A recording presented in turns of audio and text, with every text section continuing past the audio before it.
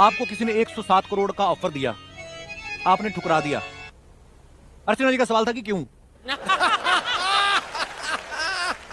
देखिए, जब हम लोग खुद स्टूडेंट लाइफ में थे तो बहुत सारे जगहों पे जाके पढ़ना हम लोग का सपना था।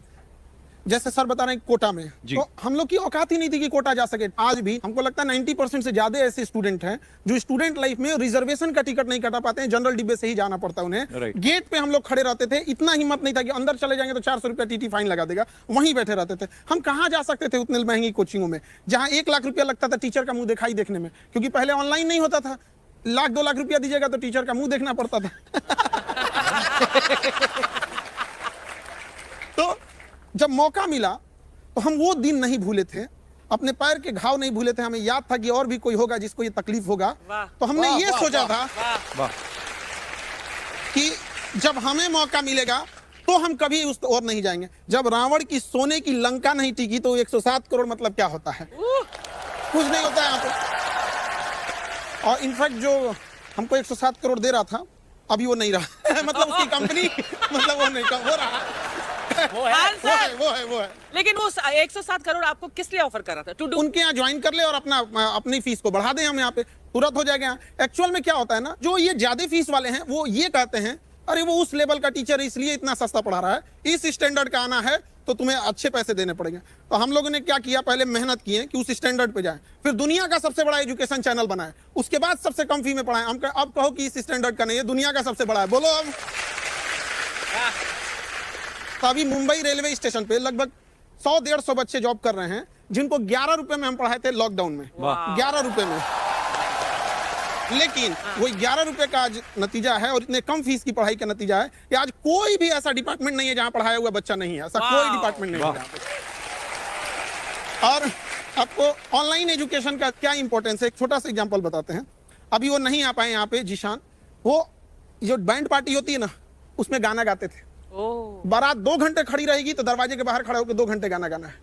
आज पीसीएस अधिकारी हैं, मजिस्ट्रेट के पोस्ट पे आज के डेट में भी दौड़ते हैं। अब हमें समझ में आता है कि इतने सारे सपने पूरा करने के आगे वो 107 करोड़ इतना छोटा लगता है ना कि लगता है कि बहुत अच्छा था, छोड़ दिए यहाँ पर। क्या बात। अलग सर के बारे में भी हमने सुना ना कि इनको भी किसी ने ब्लैंक चेक भेजा था, वो आपने अभी तक संभाल कर रखा हुआ सर? जिस आदमी ने यहाँ ऑफर दिया था उसी ने यहाँ दिया।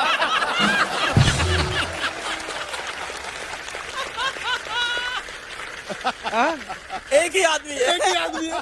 अच्छा, हम कॉल भी किए थे इनको, उस समय पूछे भी थे सर ऐसा ऐसा है क्या, तो इन्होंने मेरे को ही दिया था यहाँ पे, हम सब ने छोड़ा था। तो वो एक तीर से 2 निशाने लगा था। सर बोले ऐसा ऑफर, हमने कहा हाँ सर ये आता है, छोड़ो। कपिल भाई बहुत से लोग जानते होंगे पर आपके शो में बहुत सारे नए लोग सुन रहे होंगे। तो मैम मैं 6th क्लास में था तो पिताजी को हमारा घर बेचना पड़ा था और फिर हम लोग किराए पे एक स्लम के घर में चले गए थे। वहाँ मैं रहा, मेरा बड़ा मन था IIT जैसे एग्जाम की तैयारी करने का। पर क्या होता है कि जब ऐसे घर में आप रहते हो जहाँ का किराया 1100 रुपये है और घर में काम करने वाला कोई नहीं है तो फिर आपको पैसे कमाने होते हैं। तो 8th क्लास में ट्यूशन पढ़ाने लगा। तो टीचिंग मेरे लिए कोई सपना कोई पैशन कुछ नहीं था, मजबूरी थी। और मैं एक चीज़ बोलूँगा सर कि गरीब आदमी की ज़िंदगी में ना मजबूरी होती है काम करना, पैशन कुछ नहीं होता। पैशन हॉबी ये सब अमीरों के चोचले हैं। उस टाइम आपकी मजबूरी है कि आपको काम करना है, घर में पैसे लेके आने। तो मैं घर घर जाके ट्यूशन पढ़ाता था। वहाँ से पढ़ते पढ़ते फिर मेरा बड़ा मन था, बहुत मन था IIT की तैयारी करूँ। नहीं थे पैसे, कोटा नहीं जा पाया। कोटा में बड़ी अच्छी अच्छी कोचिंग हुआ करती थी। तो आप थोड़ी देर पहले बोल रहे थे ना कि टीचरों का पढ़ाई समझ में नहीं आता था, तो मुझे भी ये लगा कि हमारे कॉलेज में प्रोफेसर भी यार मजा नहीं दिला रहे पढ़ाई के अंदर। और पढ़ाई में मजा दिलाना बड़ा गलत माना जाता है समाज में। ये पढ़ाई में मजा क्यों हो रहा है भाई? सीरियस रहो, सीरियस रहो, टीचर हो, गरीब रहो, टीचर हो, पैसा कमाना मत सिखाओ। क्यों ना सिखाएं भाई? अगर मैं बच्चों को पैसा कमाना नहीं सिखा रहा हूँ तो किस लायक बना रहा हूँ? फिर मेरा कॉलेज छूटा। तो ये था कि मेरे को पढ़ाना है अब, तो हमें फिजिक्स पढ़ाना था। फिजिक्स के बेहतरीन एजुकेटर एनवी सर। तो मैंने कहा कि एनवी सर से मैं पढ़ के पढ़ा लूंगा। फिर मैं कोटा गया। अच्छा सर मैं आपको बता रहा हूँ, कोटा गया और कोटा में मैंने कहा कि यार एनवी सर के मुझे वीडियो कहीं से मिल जाए। तो वीडियो बड़े महंगे थे, 80,000 टाइप के। तो कोटा में स्टेशनरी होती है, वो पेन ड्राइव में पायरेटेड। तो 4,000 रुपए में मुझे इनके वीडियोस मिल गए। Thank you sir.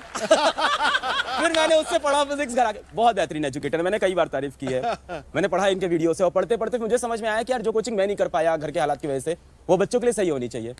तब मैंने कहा यार मैं अपना प्लेटफॉर्म लॉन्च करूंगा। क्या बात।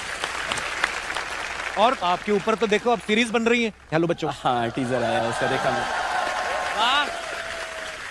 अलग सर की जिंदगी से, इनकी जर्नी से इंस्पायर होकर जो एक सीरीज आ रही है बड़ी कमाल की, पर ये कितनी बड़ी बात है सर? सर ये बड़ी बात है, पर इससे ज्यादा बड़ी बात मुझे अभी कुछ बच्चे दिख गए वहां बैठे हुए। हाय रोहित। हाँ, दोनों रोहित हैं। ये रोहित बैठा हुआ है। तो इस बार जब नीट का रिजल्ट आया, नीट मेडिकल का एग्जाम होता है, मैं नीट का रिजल्ट आते ही भाग गया जमशेदपुर, क्योंकि मुझे पता चला कि रोहित जो सड़क किनारे मोबाइल कवर बेचता है, वो नीट के अंदर सेलेक्ट होकर डॉक्टर बनने जा रहा है। अरे वाह, मैं उसके पास गया, वो रोहित बैठा हुआ है। क्या बात है। उसके बगल में रोहित बैठा है दूसरा रोहित शॉ। तो ये अपने स्लम से पहला IITian बना है रोहित। और बहुत बहुत मुबारक।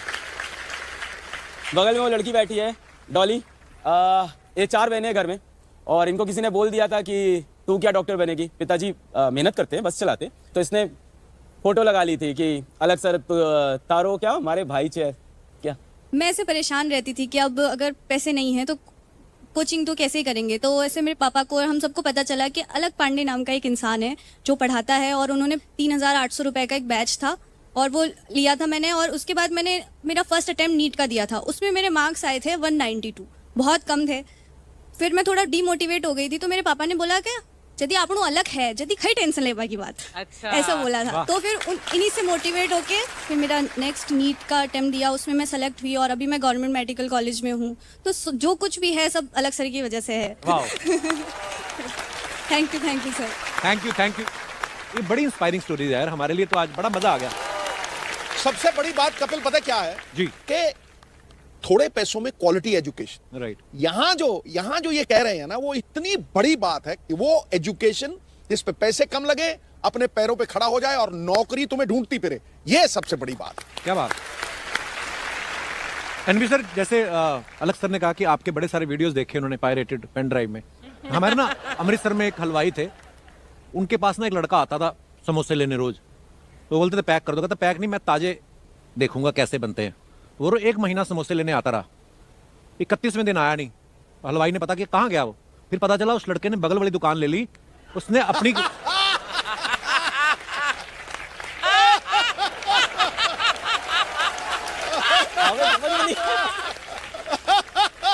आपको क्या लगता है उस हलवाई को खुशी हुई होगी?